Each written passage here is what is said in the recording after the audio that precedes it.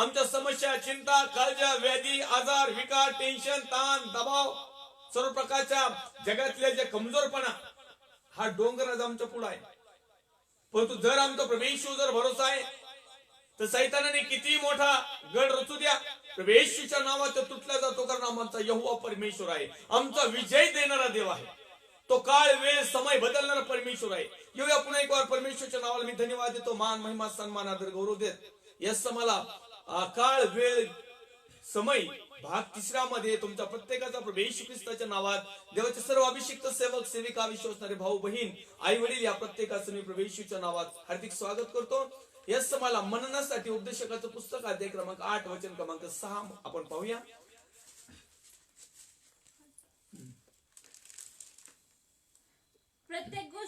प्रत्येक गोष्टीला नेमलेला काळ व न्याय समय असतो व न्याय समय असतो. कारण मनुष्याची भयंकर दुर्दशा होते. वाचूया पुन्हा एक वार. प्रत्येक गोष्टीला नेमिलेला काळ व न्याय समय असतो. काळ पण आहे आणि न्याय पण आहे. या ठिकाणी 2 गोष्टी दिलेल्या आहेत.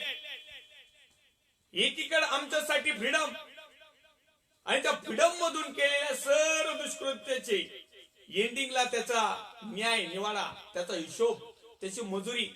जसं काय एखादा मनुष्य दिवसभर काबाड कष्ट करतो आणि संध्याकाळी तो मालक त्याला मजुरी देतो, अशाच प्रकारे या आयुष्यभरामध्ये आम्ही प्रभूमध्ये काय काम केलेलं आहे, देवाच्या सेवेमध्ये कशा प्रकारे सेवा केलेली आहे, त्याचप्रमाणे जो काळ, जो वेळ, जो समय परमेश्वराने आम्हाला या भूतलावर दिला, त्या भूतलावर असणाऱ्या दिवसामध्ये आम्ही कशा प्रकारचं जीवन जगलो, कशा प्रकारचं आम्ही जगातल्या खेलीकुशली म्हणा किंवा दुःख म्हणा किंवा संकट म्हणा, जे काही असेल, हे कसं जगलो.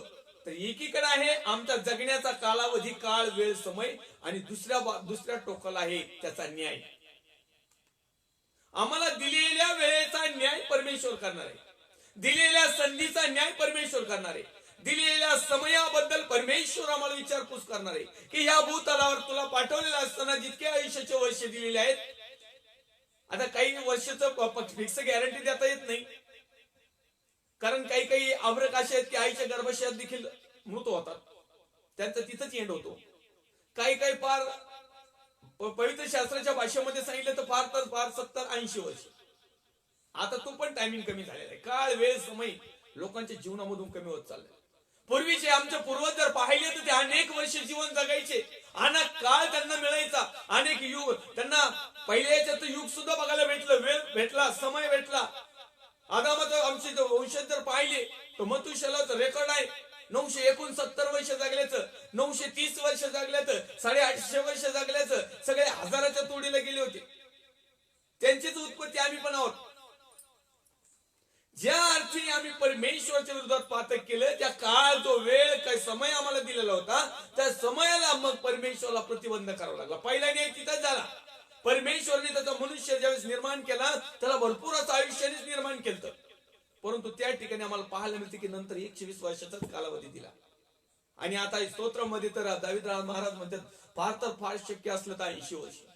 आणि जगाची स्थिती जर पाहिली तर 80 वर्षाचं आता लवकर कोणी सापडत नाही. ज्यांनी जुनं पुराण खाल्लंय ना, मोठं जे कोणी एक बऱ्यापैकी त्यांच्या शरीराला जपले, जरा पाप कमी केले, असे लोक भेटतात. पण किरकोळ आता तर 60ही नाही, 40, 50, 30, 35, 22, 18, 14, 15 काळ, वेळ, समय आमच्या जीवनातून कमी होत चालला. तशाच प्रकारे तितक्याच स्पीडने देवाचा पुत्र प्रभू येशू ख्रिस्त जो काळ, वेळ, समय दिलेला आहे, तो न्यायाच्या सवाला, न्यायाचा दिवस समीप आलेला आहे. आणि म्हणून आम्ही पुन्हा एक वार वाचूया, त्या ठिकाणी लिहिलेलं आहे प्रत्येक गोष्टीला नेमिलेला काळ आहे. कुठलीही गोष्ट असू द्या, आमच्या जीवनामध्ये ती फिक्स टायमिंगला दिलेली आहे. आम्ही काही आमच्या पद्धतीने कशाही प्रकारचा टायमिंग लावू शकतो, किती वर्ष जाऊ शकतो. एक व्यक्ती म्हटला, हे जीवा खा पी आता आयुष कर, तुझ्या जीवाला भरपूर असं पुरलाचं काही पिढ्याचं साठवून ठेवलंय, एक गोडाऊन मोडून दुसरं तयार केलं, खाटबीट टाकली मस्तपैकी, असं मस्तपैकी वर पत्र्याकडे बघत बसला आणि म्हणतो कसा, हे जीवा काबाड कष्ट करायचे भरपूर प्रकारे बनवलेले आहेत. एवढ्या ठिकाणी अरे मूर्ख, आजच रात्री तुझा जर जीव मागितला, काढून घेतला, मेला, मरण पावला, मृत झाला, झोपी गेला, तुझ्यासाठी जर पेटी तयार करायला लावली, तुझ्यासाठी जर खड्डा घ्यायला लावला, तुझ्यासाठी जर सरपण काही आणून तिथं स्मशानभूमी जर ठेवायला लावली तर काय करशील? आणि म्हणून प्रत्येक गोष्टीला नेमिलेला समय आहे, नेमिलेला काळ आहे, नेमिलेला वेळ आहे. त्या वेळेमध्ये आम्ही परमेश्वराच्या अधिक सानिध्यात असताना मला तुम्हाला हे सांगायचं की परमेश्वराच्या सानिध्यात असणाऱ्यावर देखील वेळ आहे आणि जे दुर्जन आहेत ना त्यांच्यावर देखील ही वेळ येणार आहे. त्यांना देखील नेमिलेला काळ आहे आणि जे धार्मिक आहेत, आत्मिक आहेत, विश्वासू आहेत त्यांच्यासाठी देखील एक नेमिलेला काळ आहे. प्रत्येकाला दिलेल्या काळानुसार, प्रत्येकाला दिलेल्या वेळेनुसार, प्रत्येकाला दिलेल्या समयानुसार परमेश्वर शेवटच्या टोकाला तो म्हणत आहे की न्याय समय असतो. न्याय समय असतो. कारण मनुष्याची भयंकर दुर्दशा होती. कारण मनुष्याची भयंकर दुर्दशा होती. का होते मनुष्याची भयंकर दुर्दशा? याचं पाठीमागचं कारण काय? कारण जो काळ, वेळ, समय परमेश्वराने आम्हाला दिलाय त्या वेळेमध्ये जर आम्ही सुधारलो नाही, त्या वेळेचा आम्ही सदुपयोग केला नाही, त्या वेळेमध्ये जर आम्ही परमेश्वराच्या समर्पित झालो नाही, त्या वेळेमध्ये जर आम्ही पश्चाताप केला नाही, त्या वेळेमध्ये जर आम्ही परित्याग केला नाही, त्या वेळेमध्ये आम्ही जर आमचा काही गोष्टी असतात त्या सोडून द्यायच्या असतात त्या धरूनच बसलो, त्या वेळेमध्ये जर आम्ही स्वतःला आवर घातली नाही, त्या वेळेमध्ये जर आम्ही मनाला समाधान करून घेतलं नाही, त्या वेळेमध्ये जर आम्ही धार्मिकतेमध्ये वाढलो नाही, तर प्रिय हो, कोणता समय, आमच्या न्यायाचा समय कोणत्या दिवशी येईल सांगता येत नाही. आणि म्हणून तो उपदेशक करता शलोमोन राजा त्या ठिकाणी सुंदररित्या त्याच्या अगाध अशा ज्ञानाच्या माध्यमातून, आणि ते ज्ञान काही जगातलं नव्हतं. आता जगातल्या खूप ज्ञानी पंडित लय मोठमोठे लोक आहेत, काही अकाउंट काढतात, परंतु त्या शलोमोन राजाला ज्ञान, बुद्धी, चातुर्य, वैभव माझ्या परमेश्वर यहोवाने दिलं होतं. तो राजा या ठिकाणी लिहित आहे उपदेशकाच्या पुस्तकामध्ये प्रत्येक गोष्टीला नेमलेला समय. असं कोणताच समय नाही, अशी कोणतीच गोष्ट नाही का तिच्यासाठी समाप्त नाही, येण नाही, किंवा त्याचा न्याय नाही, किंवा त्याचा हिशोब नाही, किंवा त्याचं बक्षीस नाही, किंवा त्याला असं काहीतरी ठोस असा त्याला सबूत असा. आम्ही पाहतो की प्रत्येक गोष्टीला, कुठलीही गोष्ट घ्या, तसंच आमचं जीवन आहे, आमचं आत्मिक आहे, धार्मिक आहे. अनेक लोक काय करतात, सुरुवातीला आहे ना इतकं छाप मध्ये पाळक साहेबांच्या पुढं करतात, असं समजतात की पाळक साहेब, कधी कधी पाळक साहेबांना प्रश्न पडतो, आला हा भाऊ ही बहीण इतके बिलिओस, इतके विश्वासू, इतके परमेश्वर चिटकून, कदाचित कधी कधी मला सुद्धा प्रश्न पडतो, हाला माझ्यापेक्षा बिलिओस भाऊ बहिणी किती किती प्रकट आहेत, किती जबरदस्त आहेत, किती प्रबळ आहेत, मला सुद्धा कधी कधी वाटतं. पण काही दिवसांनी बघितलं ना सगळी हवा गेलेली असते यांची फुग्यातली, मग लक्षात येतं कारण हे दिसाव मालन फासाव धंदा आहे. परंतु प्रिय, या गेलेल्या काळामध्ये, समयामध्ये, वेळेमध्ये जे काही आमचं नुकसान झालेलं आहे किंवा जो काही आमचा फायदा झालेला आहे, येणाऱ्या दिवसामध्ये आम्हाला या गोष्टी आमच्या हिशोबाच्या दिवशी, न्यायाच्या दिवशी रेकॉर्डिंगच्या माध्यमातून आमच्या तिथं सापडल्या जातील.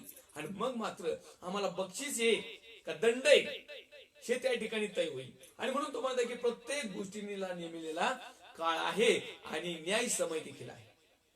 यशायाचा ग्रंथ अध्याय क्रमांक 33 आणि वचन क्रमांक 6 मध्ये आम्ही काही गोष्ट पाहणार आहोत.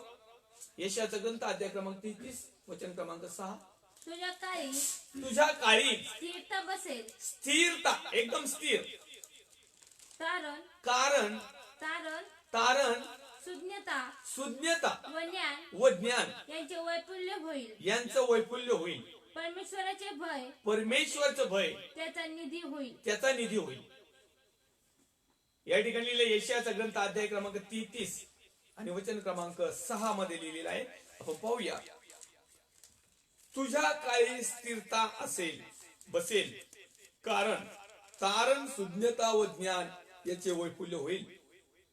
परमेश्वराचे भय त्याचा निधी होईल. तुझ्या काळी स्थिरता बसेल. कुणाच्या काळी? देवाचा पुत्र प्रभू येशू ख्रिस्त ज्यावेळेस येणार होता त्याविषयीचं भविष्यवाणी आहे. तो ज्यावेळेस येईल त्यावेळेस स्थिरता बसेल, तारण मिळेल, लोक सुज्ञ पावतील, लोक ज्ञान पावतील, लोक विफुल्य होतील. परमेश्वराचं भय त्यांचा निधी होईल. जे परमेश्वराचं भय धरणारे लोक आहेत ना त्या काळी त्या समयाला, त्या वेळेला, त्या युगामध्ये परमेश्वराचं भय त्यांचा खास निधी होईल. निधी म्हणजे काय? राखून ठेवलेला. निधी म्हणजे काय? आमच्यासाठी स्पेशली बनवून ठेवलेला, आमच्या नावावर टाकलेला, आमच्या नावावर केलेला, त्याला निधी म्हणतात. मग हा जो निधी आहे आमच्या काळी स्थिर आहे का? हा जो निधी आहे याच्या मार्फत आमचं तारण झालेलं आहे का?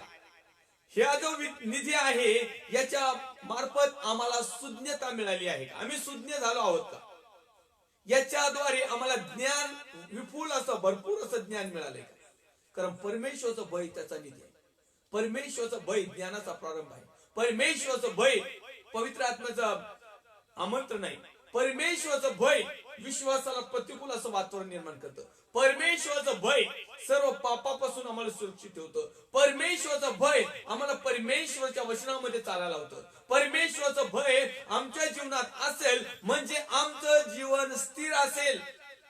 मग आम्ही कुठल्याही काळामध्ये असो, गरीब असो, श्रीमंत असो, कशाही प्रकारचा असो, परंतु आम्ही स्थिर असू. परंतु अनेक लोक अस्थिर झालेले, अनेक लोक अस्थिर झालेले आहेत, चंचल झालेले आहेत.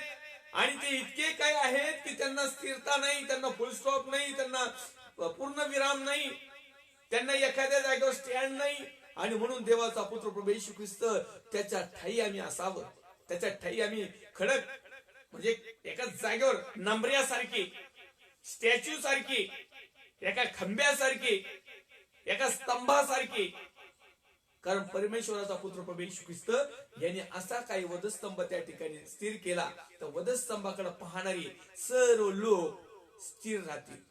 जे जे लोक वधस्तंभाकडे न पाहतात, जगामध्ये पाहतात, त्या लोकांच्या जीवनामध्ये कुठल्याही प्रकारची स्थिरता नाही.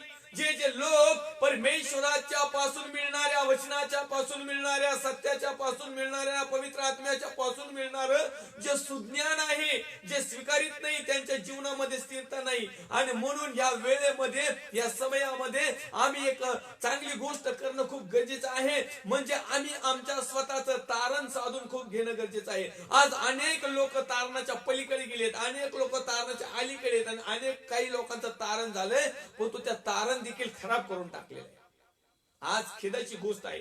तुम्हाला आणि मला प्रिय हो, आमचं तारण फिक्स आहे की नाही? तो निधी सारखा आहे की नाही? आमच्या नावावर बुकिंग आहे की नाही? कारण आम्ही पवित्र शास्त्राच्या पाठीमागच्या भागामध्ये आम्ही पाहिलो की सार्वकालिक जीवनामध्ये किंवा स्वर्गाच्या राज्यामध्ये किंवा जीवनी पुस्तकामधलं नाव जे आहे ते स्थिर ठेवण्यासाठी, त्याला फोडण्यासाठी, त्याला काढून टाकता येऊ नये म्हणून आम्हाला परमेश्वरापासून आलेलं तारण, ज्याच्या जीवनामध्ये शेवटच्या टोकापर्यंत, मरणाच्या टोकापर्यंत, प्रभू येशू ख्रिस्ताच्या द्वितीय आगमनापर्यंत ज्याचं तारण साधलेलं असेल, ज्याच्या तारणाचा निधी त्याच्या जवळ असेल, ज्याचं तारण स्वतः त्या ठिकाणी परमेश्वरासमोर तो स्थिर येईपर्यंत राहील, त्याचं जीवन स्थिर असेल, त्याचं खरं तारण होईल. नुसतं नावाला तारण होऊन फायदा नाही. अनेक लोक म्हणतात पाळक साहेब आमचं तारण झाले, बरेच वर्ष झाली. आम्ही जर विचारलं सिस्टर्स किंवा ब्रदरला की पाळक ब्रदर किंवा सिस्टर तुमचं तारण झाले का? होय, आमचं तारण झालंय. पण तो तारणाच्या माध्यमातून आम्ही बघितलं तर त्यांच्यामध्ये स्थिरता नाही, त्यांच्यामध्ये सुज्ञता नाही, त्यांच्यामध्ये ज्ञान नाही, त्यांच्यामध्ये विपुल असं फळ नाही, त्यांच्यामध्ये कुठल्याच प्रकारचं परमेश्वराचं भय नाही. मग तारण झालं कसं? त्या काळामध्ये परमेश्वराचा पुत्र प्रभू येशू ख्रिस्त यशायाचा ग्रंथ अध्याय क्रमांक 33 आणि वचन क्रमांक 6 मध्ये तोच म्हणत आहे की तुझ्या काळी स्थिरता असेल. म्हणजे परमेश्वराचा पुत्र प्रभू येशू ख्रिस्त याचा जो काळ होता त्या ठिकाणी लोक स्थिर झाली.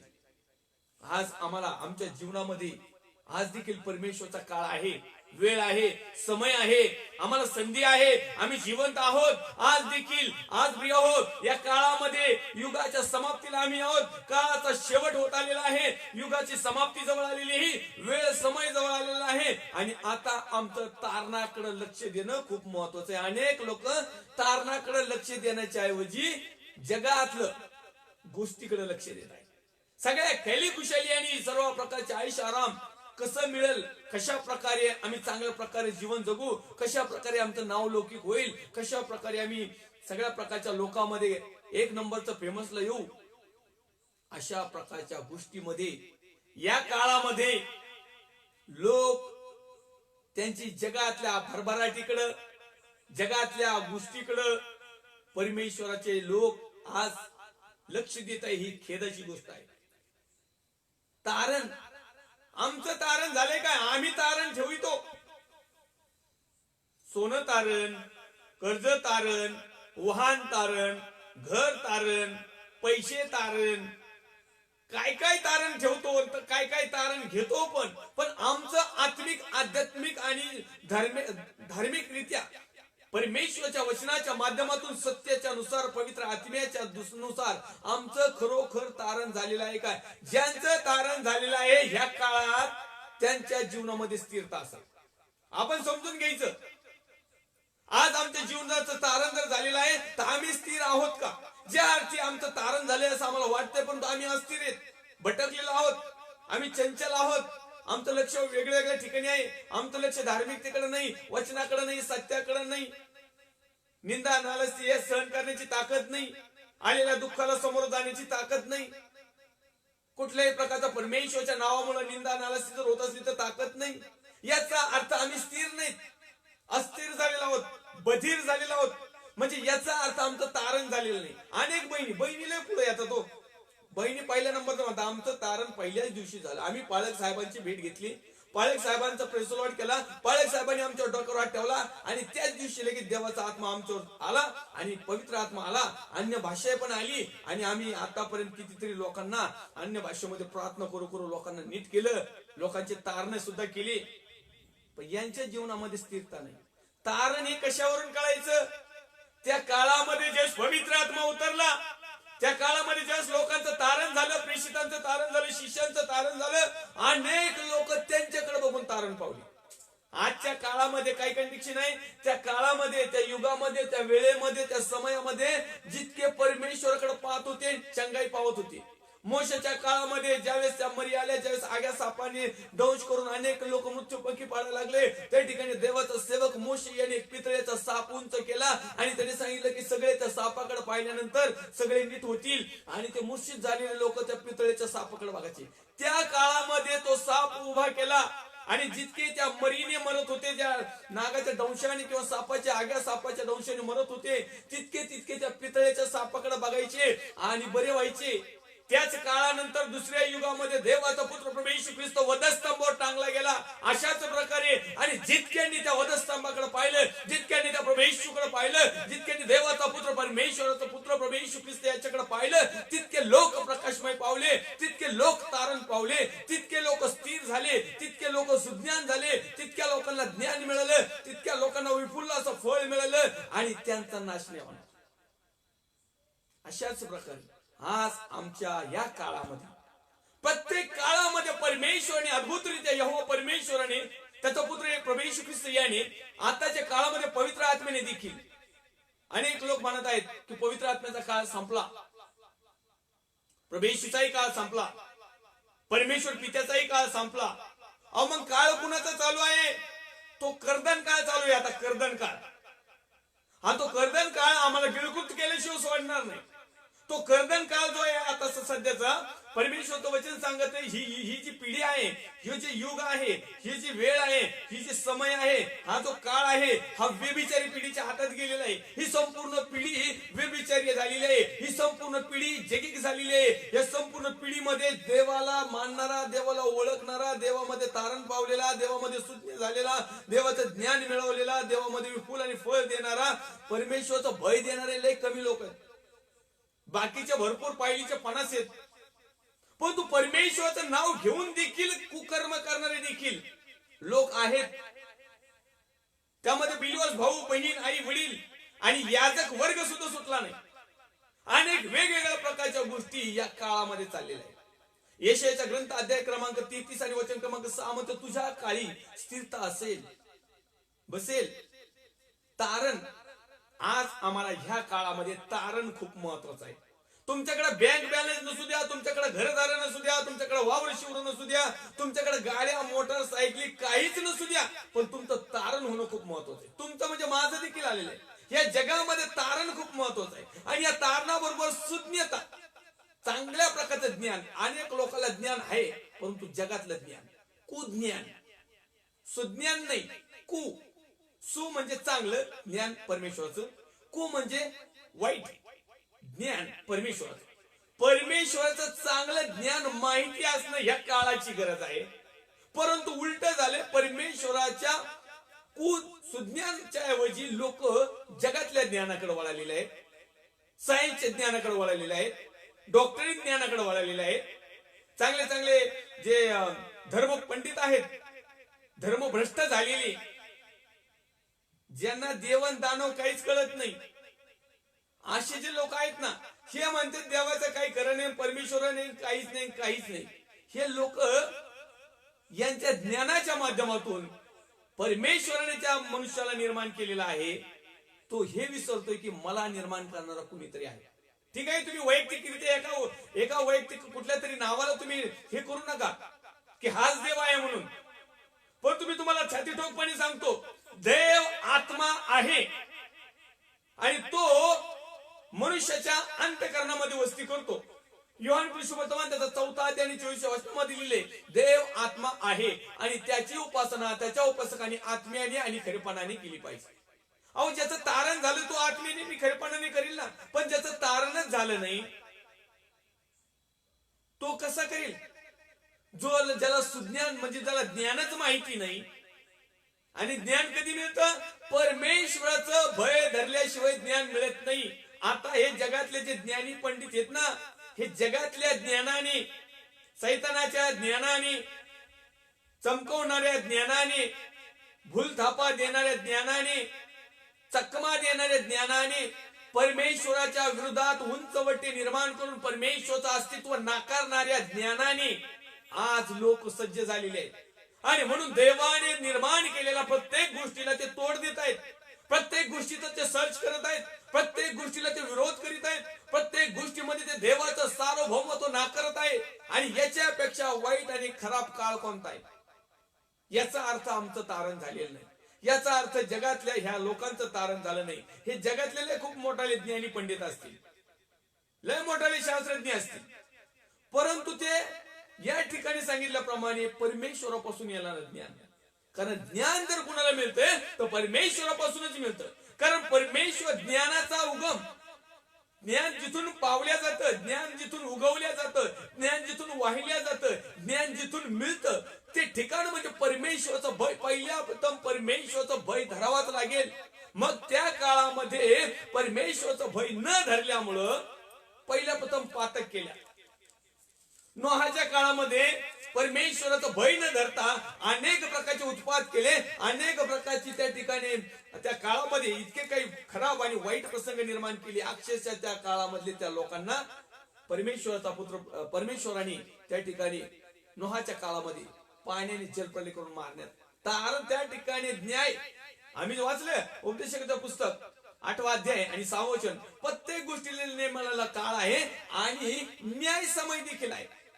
जो काही कालावधी दिलेला होता उत्पत्तीच्या ग्रंथापासून म्हणजे आदाम आणि हवेपासून तो नोहाच्या काळापर्यंत, यांनी जे परमेश्वरापासून मिळणारं तारण स्वीकारायला पाहिजे होतं, सुज्ञता स्वीकारायला पाहिजे होती, ज्ञान स्वीकारायला पाहिजे होतं, वैफल्य फळ प्राप्ती स्वीकारायला पाहिजे होते, परमेश्वराचं भय धरायला पाहिजे होतं. ह्या 4-5 गोष्ट न केल्यामुळे यांच्या स्वतःच्या ज्ञानाने, स्वतःच्या विपुलतेमध्ये, स्वतःच्या गर्व अभिमान व्यक्त पुष्टीमध्ये यांनी परमेश्वराच्या विरुद्ध बंड केलं. आणि मग हा जो समय होता, हा जो काळ होता, हा जो युग होता, या युगाची समाप्ती, या युगाचा न्याय पाण्याने जलप्रलय आणून केला.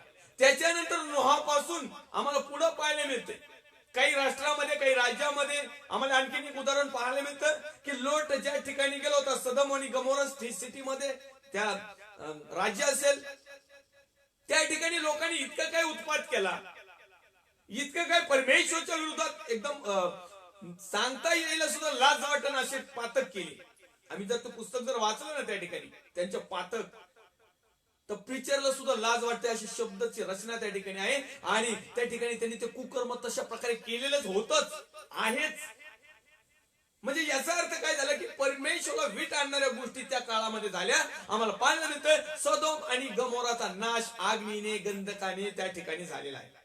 म्हणजे जो समय दिलेला आहे, जो काळ दिलेला आहे, जो वेळ दिलेला आहे, जे युग आहे, त्या युगाची जर क्रियाशीलपणा जीवनाचा जर काही ठराविक टायमिंग आहे, तर त्याच्यानंतर एंडिंगला न्याय देखील आहे. आपला विषय आहे काळ, वेळ, समय. आणि म्हणून आमच्या हिशोबात एक दिवस न्याय होणार आहे, हे 101% खात्री काळ्या दगडावरली रेग आहे. आणि ती आपण तर धरलं की एक दिवस माझ्या जीवनामध्ये हा प्रसंग येणार आहे आणि या न्यायाच्या दिवशी मी कसा राहील. आणि म्हणून तो उपदेशकाच्या पुस्तकामध्ये परमेश्वरचं वचन सुंदररीत्या आम्हाला सांगतंय की हे तारुणा, आपल्या तारुण्याच्या दिवसात उल्हास कर, आनंद कर. तू मनाला वाटेल तसं चाल, तुला जे काही वाटतंय तसं कर, पण तू एका गोष्टीचं लक्ष राहून दे. एका गोष्टीकडे तुझं सतत त्याच्यावर बारीक लक्ष राहून दे, नोट करून घे, VIMP IMP करून ठेव की देव सर्व गोष्टीचा झाडा घेणार आहे. आज तुम्हाला आणि मला या काळामध्ये परमेश्वराने पूर्ण सूट दिलेली आहे. पूर्ण फ्रीडम आहोत आम्ही, पूर्णपणे मोकळे आहोत, मुक्त आहोत. आमच्यावर कुणाचा दबाव नाही. कोणताच बाळक म्हणणार नाही तुम्हाला हे नको करो. तो अधिकारवाणीने सांगेल, तो वचनाच्या माध्यमातून सांगेल, तो पवित्र आत्म्याच्या माध्यमातून सांगेल, तो सत्यामधून सांगेल. पण तू करायचं का नाही करायचं तुमच्या हातात, माझ्या हातात. आणि म्हणून आमचा एक दिवस ज्या काही गोष्टी करणार आहोत त्याचा न्याय समय ठरलेला आहे. आणि म्हणून आमचं तारण आमच्या हातामध्ये असणं, आमच्या जवळ असणं, आणि ते तारण कृतीमध्ये असणं, क्रियाशील असणं, कार्यशील असणं, आचरणात असणं, परमेश्वराला दिसणारं असावं. अनेक लोकांचे तारण फक्त संडेलाच होता, तेवढ्या 1 घंटापुरती. काही काहींचे तर फक्त स्तुती गीत गायले का तारण गायब. तारण यांचं कसं, आताच्या लोकांची एक फॅशन, आताच्या लोकांची एक समज, एकदम ज्ञान गेलेली समज, माती खाल्ल्यासारखी समज. आबा बाबान खबा खबान डबा डबान रबा रबा केल्यानंतर आमचं तारण झालं म्हणतात, आम पवित्र आत्मा मिळाला. आणि तिकडे आबा आबान डबा डबान खबा खबान चर्चच्या बाहेर आलो, मग कोणतं याला तारण म्हणत नाही. लोकांनी तारणाच्या व्याख्या चुकीच्या केल्यात, तारणाला वेगवेगळ्या प्रकारच्या संज्ञा चुकीच्या दिल्यात. अहो जर तारण झालं तर तुम्ही सुज्ञता तुमच्या जवळ पाहिजे, चांगल्या प्रकारचं ज्ञान. आणि चांगल्या प्रकारचं ज्ञान फक्त परमेश्वराचं भय धरल्यावरच मिळतं. चांगल्या प्रकारचं वैफुल्य एकदम असं भरपूर विपुल असं परमेश्वराचं. आणि हे कधी मिळेल, परमेश्वराचं भय जर धरलं तर. हा त्या शेवटच्या लाईनी मध्ये लिहिले, परमेश्वराचं भय त्याचा निधी होईल. निधी म्हणजे नावावर आलेला, जसं की आपण म्हणतो ना, आमदार निधीतून, खासदार निधीतून, नगरसेवकाच्या निधीतूून. म्हणजे शासनाने त्या निधी त्या ठराविक गोष्टीसाठी शासनाने प्रदान केलेला असतो. आणि मग त्या ठिकाणी ते कार्य घडतं, त्या ठिकाणी ते काम केलं जातं, त्या ठिकाणी जे काही ज्या ज्या कामासाठी तो निधी सांगितलेला आहे ते काम केलं जातं. पण तो आमच्या जवळ नाही तसं. परमेश्वराने आमच्यासाठी खास निधी दिलेला आहे. परंतु आज आम्ही परमेश्वराचा निधी नाही घेत, शासनाचा घेतो, सरकारचा घेतो, पाळक साहेबाकडून घेतो, मिनिस्टरकडून घेतो, संस्थेकडून घेतो, इकडून तिकडून सगळ्याकडून. निधी म्हणलं का लोक लय खुश, बिलोस लोक, भाऊ बहीण, आई वडील. आणि याजकाला निधी दिली तर मग तर काय विचारता सोय नाही, याजकाचा तर विचारच नाही करायचा. काही याजक स्पेशल नुसते निधीवरच आहेत. पूर्वीच्या काळी याजक वर्गाने आपापले घरदार ऐकले, घरदारावर पाणी सोडलं, नांगर फिरवला आणि देवाच्या सेवेसाठी निघले. आताच्या काळामधले याजक लोक निधी जमा करायसाठी निघले. बस त्यांच्या डोक्यात आलं का आपल्या पूर्वीच्या पाळक वर्गाने, याजक वर्गाने खूप निधी, फॉरेन इकडून डोनर, तिकडून डोनर, 2-4 फोटो काढायचे. एक महाभागाने तर 100 आंधळ्याच्या वेधशाळेमध्ये गेला, सगळ्या आंधळ्यांची कवायत चालली होती, आंधळे सगळे लोक ध्यानस्थ बसलेली होती. आणि या एका याजक मास्तरनी, त्यांचं नाव नाही सांगत मी, त्यांनी त्यांची फोटोग्राफी काढली आणि फॉरेनला पाठवून दिली. आणि त्यांना सांगितलं की मी सर्व या लोक माझ्या मंडळीचे आहेत, हे अनाथ आहेत, गरीब आहेत, गरजू आहेत, यांच्यासाठी मी स्पेशली एक धर्मशाळा बांधलेली आहे. आणि या धर्मशाळेमध्ये या लोकांना मी ज्ञान पुरवत आहे, या लोकांना सुवार्ता सांगत आहे, या लोकांचं संगोपन करत आहे. आणि म्हणून मला यांना सांभाळता यावं, यांनी आशीर्वादित, आनंदात, आणि यांच्या सर्व प्रकारच्या औषध पाण्याची, सगळ्या गोष्टीची, आणि यांना सगळ्या प्रकारची गरज भागावी म्हणून काही जर मदत मिळेल, काही निधी मिळेल का? आणि मग फॉरेन वरून सांगितलं, त्या ठिकाणी टपाल किंवा त्या ठिकाणी ट्रंक कॉल करण्यात आला, त्या ठिकाणी मेसेज पाठवण्यात आला, त्या ठिकाणी आम्हाला पाहायला मिळतं त्या ठिकाणी अशी घटना घडली की त्यांनी सांगितलं ठीक आहे तुमच्याकडे आम्ही मीटिंग ठेवू, आल्यानंतर आम्ही या सगळ्या लोकांची भेट घेऊ आणि प्रत्यक्षरित्या यांना आम्ही मग डोनेट करू. त्या साहेबांची, फॉरेनर साहेबांची त्या ठिकाणी नेमणूक केली, फिक्स दिवस ठरला, तो काळ वेळ समय ठरला आणि ते साहेब आले. मग या पाळक साहेबांनी, यादक साहेबांनी अगोदरच यांना सगळ्यांना काळ्या कलरचे चष्मे देऊन टाकलेले होते. हे म्हणजे फक्त काय नाही आले का फक्त काळे चष्मे, कुठले लोक सगळे इकडचे तिकडचे धोरणाने भरलेलं मोठं बिरणीचं जेवण आहे आणि वरून तुम्हाला 500-500 रुपये देणारी, फक्त तिथं चष्मा घालून बसायचं, बाकी काहीच नाही करायचं. आणि मग असे बरेच 50-75 लोक आणून बसवले एका मंडपामध्ये, त्या ठिकाणी मीटिंग घेतली. ते फॉरेनर साहेब आले, त्यांनी मीटिंग चालवली, स्तुती झाली, आराधना झाली, सगळ्या प्रकारचं वचन सांगितलं. या लोकांना सांगितलं होतं फक्त मुंडकं हलवायचं, प्रेज द लॉर्ड केलं की हात वर करायचं, आवाजाच्या दिशेने त्यांना काही गोष्टी सांगितल्या होत्या, संकेत. आणि अशा प्रकारच्या त्या काळामध्ये, या वेळेमध्ये, समयामध्ये लोक अशा प्रकारे उप करत असताना ते फॉरेनर साहेब एक सगळ्यांना काही पाकिट देत होते आणि एका व्यक्तीला पाकिट थोडस छोटं दिलं, बाकीच्यांना एवढाले लिफाफे दिले आणि एका व्यक्तीला छोटा लिफाफा आला. आणि सगळ्यात महत्वाचा मुद्दा, त्या छोट्या लिफाफ्यामध्ये सगळ्यात जास्त किंमत होती, मोठ्या लिफाफमध्ये कमी नोटा होत्या. मग तो डायरेक्ट लगेच म्हटला हे मोठाले लिफाफे यांना हे भाड्याने आणलेले लोक आहेत आणि मला गमून छोटा, मला पण तसेच आणलेले 500 रुपये रोजानी, तुम्ही पाकिटात पैसे काय घालून देताय, आमचा डायरेक्ट पगार द्या. आणि मग त्या टायमिंगला समजलं की हे काय आहे. अशा प्रकारचे बिगर बुडाचे गाडगे, अशा प्रकारचे आता याजक लोक, पाळक लोक, पास्टर लोक, अनेक याजक, खेदाची गोष्ट आहे, तारण पावलेच नाही. तर यांचं तारण झालं नाही, हे दुसऱ्यांचंही तारण साधित नाही. जर तारण झालं तर सुज्ञाता झालेली असते, ज्ञान मिळालेलं असतं, परमेश्वरचे फळ, आत्म्याचे फळ त्यांच्यामध्ये असतात आणि परमेश्वरचं भय ते धरतात. आज अनेक लोक परमेश्वरचं भय धरत नाही. बिलिओस, भाऊ बहीण, आई वडील, याजक, पास्टर, पाळक, रेव्हरंड जेवढे कुणी असतील ना, हे परमेश्वरचं भय नकोच म्हणतात. परमेश्वरचं भय म्हणजे काय, जी एखादी गोष्ट आम्हाला करू नये असं परमेश्वर म्हणतो, ती ज्या अर्थी आम्ही करतो याचा अर्थ आम्ही परमेश्वरचं भय धरत नाही. परमेश्वरची आज्ञा सांगते की खोटं बोलू नको. आणि मग जर एखादा पाळसाहेब, याजक, पास्टर किंवा बिलिओस, भाऊ बहीण, आई वडील आणि जगातला व्यक्ती खोटं बोलला तर बोलू पाहतो, सैतानाने त्याला त्याच्यासाठीच निवडलेलं आहे. परंतु आज जर तुमच्या आणि माझ्याकडून जर ही घटना जर झाली तर ह्या काळामध्ये येणाऱ्या न्यायाला आम्ही काय उत्तर देणार? थोड्याशा लाभासाठी तोंडपूजापणा करणारी, थोड्याशा लाभासाठी देवाचं तारण नाकारणारी, थोड्याशा लाभासाठी सुज्ञता नाकारणारे, म्हणजे परमेश्वराचं वचन नाकारणारे, थोड्याशा लाभासाठी जे परमेश्वरापासून, पवित्र आत्म्यापासून मिळालेल्या ज्ञानाला नाकारणारे, थोड्याशा लाभासाठी पवित्र आत्म्याच्या मार्फत मिळालेल्या फळांचा तिरस्कार करणारी आणि थोड्याच्या लाभासाठी परमेश्वराचं भय न धरणारी. आज तुम्हाला आणि मला प्रत्येकाला परमेश्वराचं वचन सांगत आहे, न्याय समय आहे. प्रत्येक गोष्टीला नेमिलेला काळ आहे आणि नेमिलेला काळ झाला काय, न्याय समय आहे. आणि म्हणून त्या काळामध्ये देखील परमेश्वराने न्याय केला, पूर्वीच्या काळामध्ये देखील केला, आदमाच्या टायमिंगला केला, नोहाच्या टायमिंग केला, लोटाच्या टायमिंगला केला, पुढे चालून अरण्यामध्ये मोशेच्या मध्ये बऱ्याच जणांचा न्याय केला. तांबडा समुद्रातून नीटनेटके आणले, पण पुढे गेले मरीने मारले, कशाने मारले. न्याय समय आहेच. आणि म्हणून आता आम्ही युगाच्या समाप्तीला आहोत, आता आम्ही काळाच्या शेवटीला आहोत, आता आम्ही वेळ एकदम आखरी टायमिंगला आहोत, आता आम्ही समय एकदम समीप झालेला आहे. जो येणार आहे तो उशीर करणार नाही, ज्या अर्थी त्याने उशीर केलेला आहे. कारण अनेक लोक म्हणतात 2000 साली जग बुडणार होतं, पाळक साहेब कशाला थापा देता, 2000 गेलं, 2012ला अवई आली, 2012 चाललंय, नंतर म्हणजे 2020 ची टायमिंग दिला, 2020 चा टायमिंग झाला, आता काय 2 हप्त्यामध्ये आता नवीन वर्ष चालू होईल. सगळं सारखंच आहे, सगळं जाग्यावर आहे. ज्या अर्थी आम्ही असा विश्वास ठेवलेला आहे त्या अर्थी तो परमेश्वराचा पुत्र प्रभू येशू ख्रिस्त चोरासारखा येणार आहे. आता एवढे दिवस वाट पाहिली म्हणून तो पवित्र वचन सांगतोय की तो येणार आहे, तो येईलच, तो उशीर करणार नाही. आणि पुढे लिहित आहे की जर त्याला विलंब लागलाच,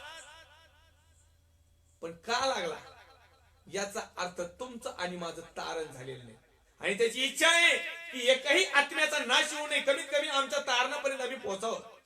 कमीत कमी आम्ही त्याच्या ज्ञानापर्यंत पोहोचावं, कमीत कमी आम्ही त्याच्या सुज्ञान परिधान करावं, आमच्यामध्ये चांगल्या प्रकारचं वैफल्य दिवसाचं फळ मिळावं, आम्ही परमेश्वरचं भय धरावं. लोकांनी करोनाचा भय धरला पण परमेश्वरचा भय धरीना. जो कोरोना झाल्यानंतर मनुष्य मृत जातो आणि त्याला दफनून येतात, पण तो दफनल्यानंतर ज्याला न्याय करण्याचा अधिकार आहे त्या परमेश्वरला कोण घाबरते का? सगळ्या प्रकारच्या मास्क, सॅनिटायझर, सगळं सेफ्टी, सगळं सोशल डिस्टन्स, सगळ्या गोष्टी पाळत आहेत, पण तू परमेश्वराचं गौरव करण्यासाठी परमेश्वराचं भय आजही लोक धरत नाहीत. ज्या अर्थी परमेश्वरने आम्हाला समय दिलेला आहे, ज्या अर्थी या लॉकडाऊनच्या काळामध्ये कोरोना सारख्या महाभयंकर या रोगामध्ये आम्ही जर सुरक्षित आहोत, ही देवाची कृपा आहे. आणि म्हणून प्रियो, काळ, वेळ, युग जवळ समप आलेला आहे आणि म्हणून आमचं तारण साधून घेणं, तारण झालेलं असलं तर ते टिकवून ठेवणं, सुज्ञता प्राप्त करणं, जर नसेल परमेश्वराचं ज्ञान प्राप्त करून घेणं, नसेल विपुल्य फळ प्राप्ती परमेश्वरच्या पवित्र आत्म्याच्या माध्यमातून करणे, नसेल परमेश्वराचं भय धरणं, नसेल न्याय समय जवळ आहे. असला तरी न्याय समय आहे आणि नसला तरी न्याय समय आहे. एखाद्याचं तारण झालं तरी त्याचा न्याय होणार आहे, एखाद्याला पवित्र आत्मा मिळालं तरी त्याचा न्याय होणार आहे, एखादा सेवा करतो तरी न्याय होणार आहे, भूत घातले, आरोग्याच्या सभा चालवल्या, काय काय दुनियादारी केली तरी न्याय होणारच आहे. आणि जे पार टुकार टाकारवाने वागले त्यांचाही न्याय होणार आहे. म्हणजे प्रत्येक गोष्टी, प्रत्येक काळ, प्रत्येक गोष्टीला नेमिलेला काळ आणि समय आहे. तो समय का समाप्त झाला काय न्याय समय चालू होतो. आमच्या जीवनामध्ये, आयुष्यामध्ये जे काही दिवस परमेश्वराने आम्हाला दिलेले आहेत, खरोखर पुढे एक वचन लिहिलेलं आहे, आपण पाहूया. पहा, त्याचे वीर बाहेर रडत आहेत, शांतीचा संदेश आणणारे फुंदून फुंदून रडत आहेत. अहो, पाळक साहेब रडून गागून तुम्हाला सुवर्तन सांगतात, पाळक साहेब जीवाचं रान करून तुम्हाला सांगतात, पाळक साहेब स्वतःच खेली कुशली सुख चैन बाजी जेवढं काय करायचं ना तुम्ही करताय ना. बाकीचे लोक बिगर सुवार्थिक, बिगर पास्टर, बिगर रेव्हरंड, बिगर जे कोणी आहेत ना, बिलोस भाऊ बहीण, जसं तुम्ही आयुष करतात ना, जसं तुम्ही खेली कुशली मध्ये जगतात ना, जसं तुम्ही सगळ्या प्रकारच्या सुख विलासामध्ये लागतात ना, पाळक साहेबाला नाही वाटत का जगावं? पालकीन बाईला नाही वाटत का जगावं? त्यांच्या लेकरांना नाही वाटत का जगावं? तरी देखील ते काय करत आहेत?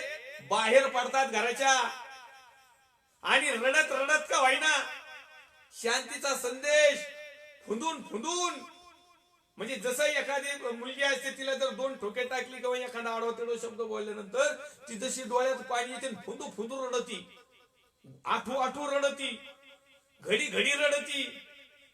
तिचा टायमिंगचं घेणं देणं नाही, तिच्या जवळ डोक्यात चक्कर येईन, जेव्हा तिच्या कुलूप लागणार तव्हा तव्हा रडती. असं फुंदून फुंदून फुंदून फुंदून रडत रडत शांतीचा संदेश देणारे देवाचे अभिषिक्त सेवक सेविका विश्वासणारे भाऊ बहीण आई वडील आजही आहेत. ह्या काळामध्ये, पूर्वीच्या काळात देखील होते आणि ह्या काळात देखील आहेत, ह्या युगामध्ये देखील आहेत, ह्या वेळेमध्ये देखील आहेत, या समयामध्ये देखील आहेत. पण तो आम्ही काही त्यांचं ऐकत नाही. आम्ही फक्त म्हणतो तुम्ही फक्त पुढे चाला, तुम्ही रडा, उर बादडा, संदेश द्या, नाही तर काय द्यायचे ते द्या, आमच्यावर काही फरक नाही पडणार.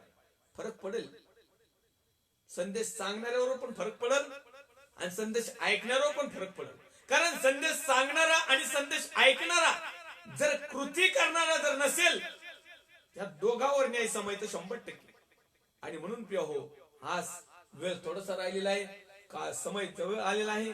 आणि म्हणून या यशाच्या ग्रंथामध्ये अध्याय क्रमांक 33 वचन क्रमांक 6 मध्ये म्हणतोय, तुझ्या काळी स्थिरता असेल. आणखीन एक आपण रेफरन्स पाहूया, यशकेलचं पुस्तक अध्याय क्रमांक 12 आणि वचन क्रमांक 27 मध्ये पाहूया.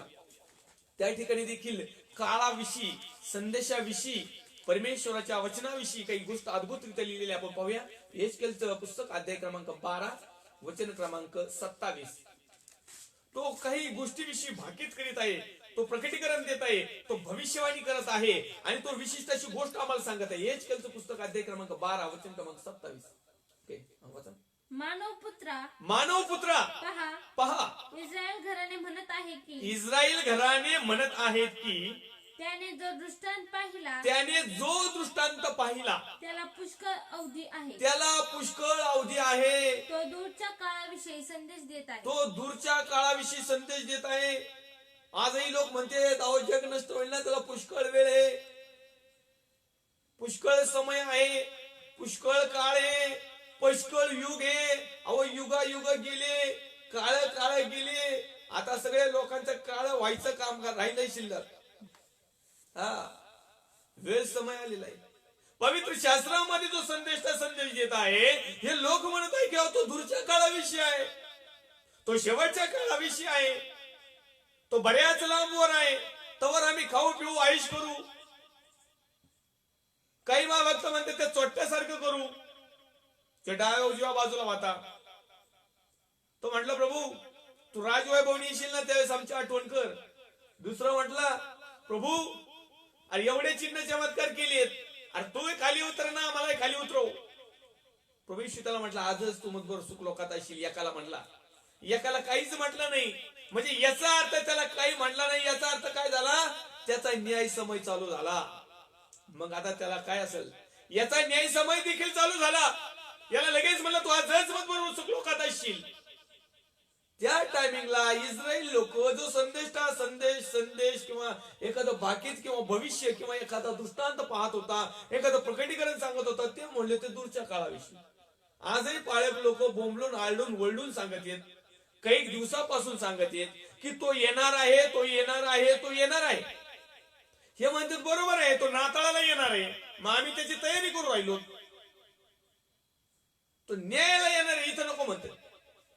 न्याय करायला म्हणलं ना, पापाचा दंड द्यायला म्हणलं का इथं म्हणतात नाही, त्याला उशीर लागणार आहे. आणि ख्रिसमसला नाही तो येणार आहे, तो दरवर्षी येतो. काही काही बिलिवर्स भाऊ बहीण एकदम नामधारी ते दरवर्षी आमचा येशू बाप्पा जन्मतो म्हणे. मलाच प्रश्न पडला भाऊ, यांच्या 7 पिढ्या कशा काय ख्रिश्चन झाल्या, कसं काय ख्रिस्ती जीवन जगत आहेत, कसं काय बिलिवर्स आहेत बा. नाव तर अँड्रो पेट्रो ऑट्रो, काय नाव कधी कधी वाचता येत नाही, परंतु कशा नाताळाच्या न्याय वैभवाने येणारा परमेश्वराचा पुत्र प्रभू येशू ख्रिस्त, वधस्तंभावर टांगलेला प्रभू येशू ख्रिस्त, याची महिमा आणि गौरव, आणि तो का मरण पावला आणि तो कशा प्रकारे येणार आहे. आज लोकांना हे नको आहे, तो फक्त त्यांनी म्हणावं यावं, खेळी खुशाली करावी. अहो लोक ईस्टरचा संडेचा दिवस पण आशीर्वादित पाहतात, सगळा दिवस आशीर्वादित पाहतात, गुड फ्रायडेचा पण पाहतात, सगळे बाकीचे दिवस नकोच. ह्या दिवसामध्ये देखील जैगिक आनंद करतात, ह्या दिवसामध्ये देखील आत्मिकता नाही. मग परमेश्वरचं वचन आम्हाला एचकेलच्या पुस्तकामध्ये इस्रायल लोकांना त्या ठिकाणी म्हणत आहे की तो संदेशाच्या संदेश देत आहे, दृष्टांत पाहत आहे, स्वप्न पाहत आहे, तो एखादी गोष्ट भविष्य सांगत आहे. तर ते लोक काय म्हणत आहे आपण वाचूया. एचकेलचं पुस्तक अध्याय क्रमांक 12 वचन क्रमांक 27. मानव पुत्रा पहा, इस्रायल घराणे म्हणत आहे, इस्रायल म्हणजे विश्वासणारे घराणं, विश्वासणारे कुटुंब, विश्वासणारे पास्टर, विश्वासणारे याजक, विश्वासणारे पिढ्याना पाड आलेले नामधारी. ते काय म्हणत आहे, त्याने जो दृष्टांत पाहिलाय याच्यामध्ये जे लिहिलंय ते अर्थासाठी नाही, त्याला लय टायमिंग आहे, त्याला पुष्कळ अवधी आहे, त्याला पुष्कळ अवधी आहे. तो दूरच्या काळाविषयी संदेश देत आहे. मग अनेक आमचे काही महाभाग विश्वासणारे भाऊ बहीण आहेत, अहो म्हणतात हा कधीचा काळ आहे, एचकेलचा काळ म्हणजे किती वर्षापूर्वीचा काळ आहे. अहो त्या टायमिंगला येशू बाप्पा पण नव्हता, येशू बाप्पाला जीवन आता 2020 वर्ष पूर्ण झालेत. त्याच्या अगोदर तो एचकेल संदेशता, त्याच्या अगोदर त्याला भविष्य झालं, मग ते शेवटच्या काळामध्ये. अहो मग त्या टायमिंगचं भविष्य होतं, अजून कमून शेवटचा काळ आहे ना.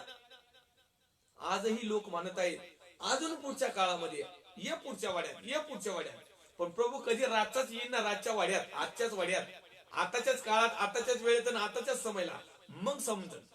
आणि म्हणून तो येण्याच्या अगोदर आम्ही आमचा काळ, आमचा वेळ, आमचा समय आम्ही त्याला तपासणं, त्याच्यामध्ये दुरुस्ती करणं, त्याचा स्वीकार करणं, तारण साधून घेणं, तारण स्थिर ठेवणं हे खूप महत्वाचं आणि गरजेचं आहे. अनेक लोकांनी तारण झुगारून दिलं आहे, अनेक लोकांनी सुज्ञान झुगारून दिलंय, अनेक लोक बिलिवर्सपणा सोडून दिलाय. अनेक लोक म्हणे अहो काय करता, जगातल्या काहीच औषमौषित मिळालं ना, काय करता तुमच्या प्रभूला, आणि काय करतात नुसत्या प्रार्थनेला, मग प्रार्थनेला गेलो, काय नाही, नुसतेच पाळक लोक लुटीत येतात आणि काही नाही देत. अहो पाळक साहेबाजवळ आहे तरी काय, आणि तुम्हाला लुटणारे ते पाळक साहेब तुम्ही जाता तरी कशाला? तुम्ही प्रभूकडे गेलेच नाही. प्रभू कधी कुणाला लुटीत नाही. याजक लुटितो पण प्रभू लुटीत नाही. तुम्ही गेले माणसाकडं, मग माणूस पहिल्यापासून लुटणाराच.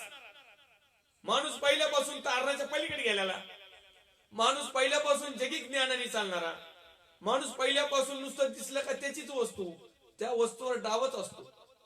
मग ती वस्तू मी कशी मिळवेल याच्याकडे लक्ष देणारा. तुम्ही आतापर्यंत परमेश्वराचा पुत्र प्रभू येशू ख्रिस्ताकडे गेले नाही. जर तिथे गेले असते तर तुमचा विश्वास कधीच कमजोर झाला नसता.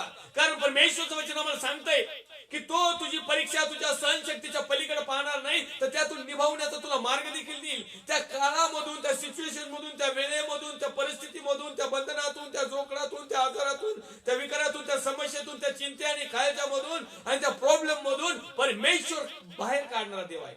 त्याच्यात प्रॉब्लेम मध्ये घालणारा नाही. ज्या अर्थी काही बिलोज भावांचं बहिणीचं नुकसान झालंय ना, त्या अर्थी त्या चुकीच्या ठिकाणी गेले. त्या प्रभूकडे गेलेच नाही. त्या चुकीच्या मिनिस्ट्रीमध्ये गेले, त्या चुकीच्या संस्थेमध्ये गेले, त्या चुकीच्या पालकाकडे गेले, त्या चुकीच्या याचकाकडे गेले, त्या चुकीच्या ब्रदर सिस्टरकडे गेले, त्या चुकीच्या संदेशाकडे गेले, त्या चुकीच्या भविष्य वक्ते आणि वक्तिनीकडे गेले. म्हणून त्यांचं नुकसान झालं. अनेक लोक म्हणतात अहो नाही तुम्ही म्हणता प्रभूला पैसे नाही लागत, आम्हाला दर महिन्याला फाडावं लागत पावत्याच्या पावत्या. जातात कशाला त्या चर्चला? तुम्ही जातात कशाला त्या संस्थेला? जर तुम्हाला तिथं सत्य नाही, जर तिथं सुज्ञान नाही, तिथं कुठल्याही प्रकारच्या चांगल्या गोष्टी तुमच्यामध्ये नाही, तिथं जर तुमच्या जीवाला स्थिरता नाही, आत्म्याला स्थिरता नाही, तिथं जर सत्य शिकवलं जात नाही, तिथं जर विश्वास शिकवला जात नाही, तिथं जर तारण शिकवलं जात नाही, तिथं ताडण केलं जात नाही, तिथं कान उघडणे केल्या जात नाही, जाता कशाला तिथं? डायरेक्ट परमेश्वराकडे जा, डायरेक्ट तिथं पुत्र प्रभू येशू ख्रिस्ताकडे जा. डायरेक्ट तुम्हाला देवाचं वचन म्हणजे पवित्र शास्त्र, धर्मशास्त्र, नियमशास्त्र, होली बायबल हे दिलेलं आहे. ते मार्केटमध्ये उपलब्ध आहे. तिथून घ्या, वाचा.